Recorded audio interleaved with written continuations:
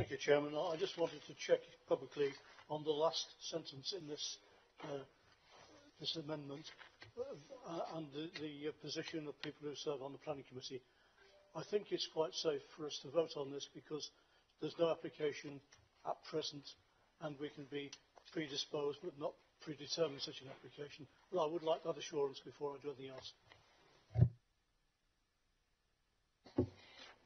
Members will remember that Gillian and I did a joint briefing note on full members about comments on the draft local plan. So in that context, members are entitled to express their views. They must take an objective and balanced approach. They might wish to make clear in any comments they make that it's based on information available at this time, and they remain open to listening to all the arguments. Is that all right then, John? Yeah. I think that allows me to vote, Chairman. Steve Lydon.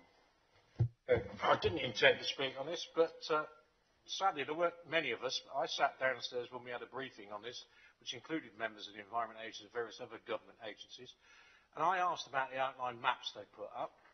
And it isn't just about the forests, because the initial look we had suggested that it starts off in the forest and comes underneath the River Severn and comes into the Vale of Berkeley, which is in Stroud, which I have to mention is the first carbon neutral council in the country. So I share the concern about this. The rules that govern fracking should be the same as that govern open cast mining.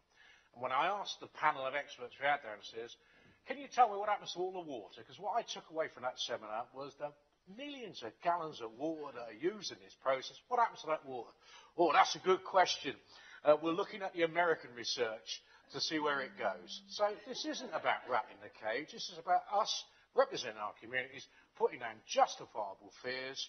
What I find very sad in all this, of course, is that, to be frank, and I'd like to think our Conservative colleagues will listen to this point, if nothing else, we, in terms of planning, it should be the county council and on occasion the districts that rule on these things. These powers have been taken away from us. Let's make no secret. So if the government want to see fracking, just like if they want to see nuclear power, etc., they can just say yes. So some of these questions about the role of our planning authority are actually a minimal. Because up north, the government have ignored what the locals have said and granted the licence. So I urge you all to support the amendment to protect local democracy.